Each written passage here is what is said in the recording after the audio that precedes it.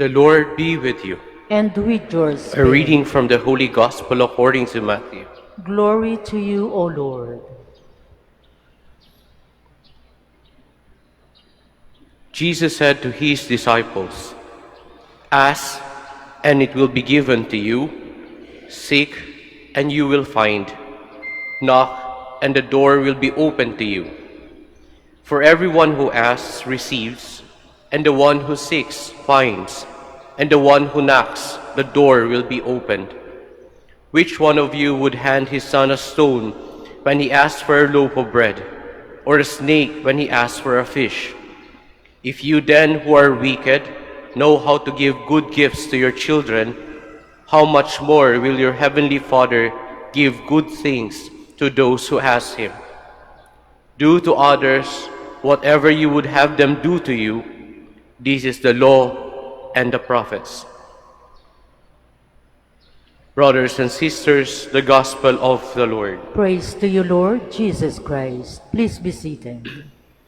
Magandang umaga po sa inyong lahat. Welcome po sa Minor Basilica of Our Lady of the Rosary of Manaoag. Paralytic man, the blind man, the woman aged for 18 years, or even the synagogue official whose name was Jairus. Ano po ang similarities ng lahat ng ito? These are the people that received healing from the Lord.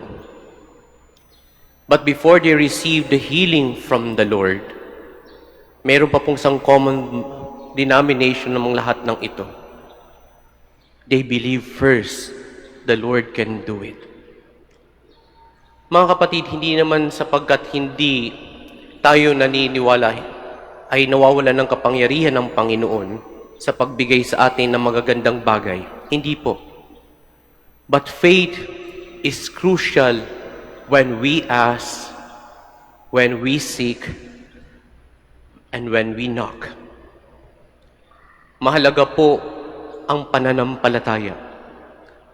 Kapag meron tayong hinihingi, kapag meron tayong hinahanap, at meron tayong ikinakatok. Sapagkat kung walang pananampalataya, mga kapatid, hindi natin kasi matatanggap na may karapat-dapat yung regalo. Meron pong isang kwento, ang sabi, may 3 lalaki ang humingi ng parehong dasal sa Diyos.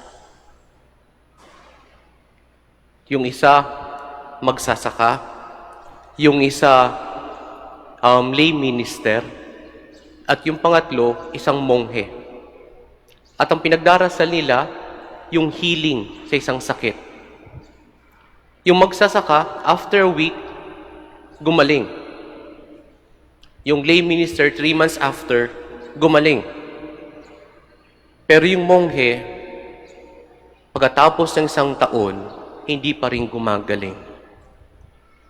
And that in that story, sinabi, nagtanong daw yung anghel sa Panginoon, "Lord, bakit ganon? Bakit siya yung hindi gumagaling? Ipare-pareho naman yung hiningi." Ang sagot ng Panginoon ay ganito, yung farmer, his faith is delicate. In other words, ito yung pag hindi mo na ibigay, mukhang magtatampo sa Diyos. Hindi naman sa naho-hostage ang Diyos kapag tayo'y nagtatampo. Kaya lang, in other words, may pangangailangan upang maniwala sa Diyos.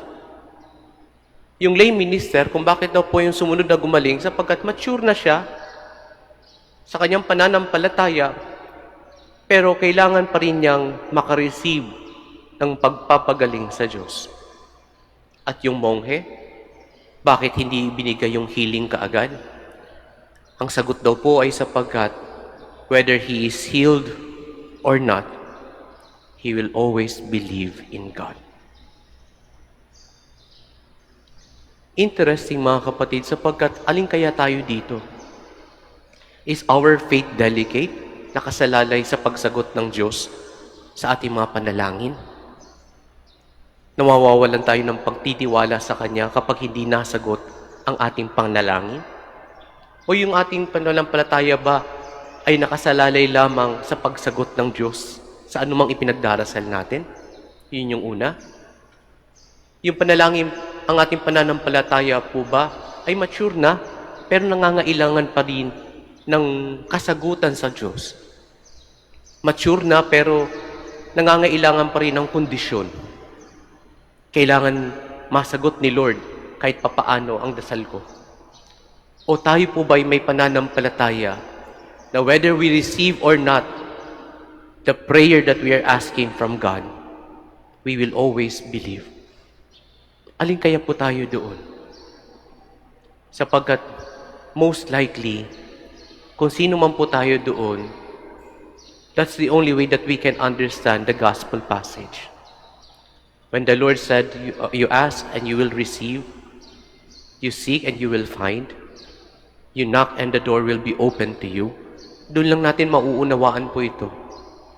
Only the kind of faith that we have. Anong klaseng pananampalataya po ba ang meron tayo? Is it delicate? Is it mature? Or it is something that continues to believe in God despite of unanswered prayers? Alin po ba? Ngayon po, ang dami pong lumalapit ulit dito na nagpapadasal para sa board exam. Interesting po kung minsan nagpapabless ng mga pencils ko at anong ba gamit nilang gagamitin sa exam.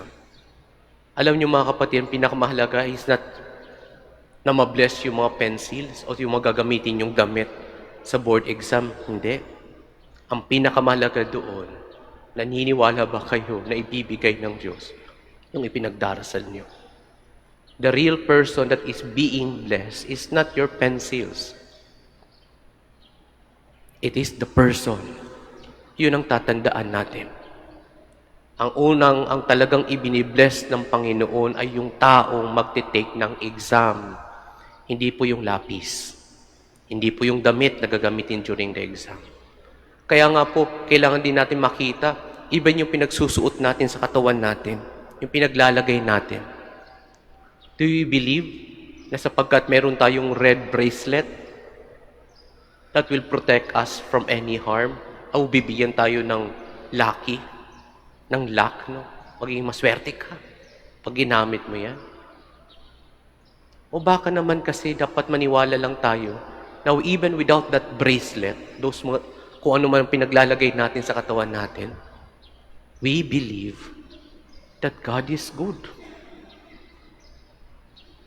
Na darating sa atin, that God will provide us. That God will help us. Hindi natin kailangan kung ano man yung pinagkakabit natin sa katawan natin. Hindi kailangan, pag sabi nila, pag New Year, kailangan nakapula ka. Bakit? Kahit mga kapatid, mamula ang mukha mo. Hindi nangangahulugan magiging maswerte ka sa buong taon na yan. Ang mahalaga, we believe that God is good. And God is good all the time. Kung kaya nating maniwala sa ganyan, hindi natin kailangan kung anumang bagay. Ang kailangan lang natin, pagtitiwala sa Diyos. Amen.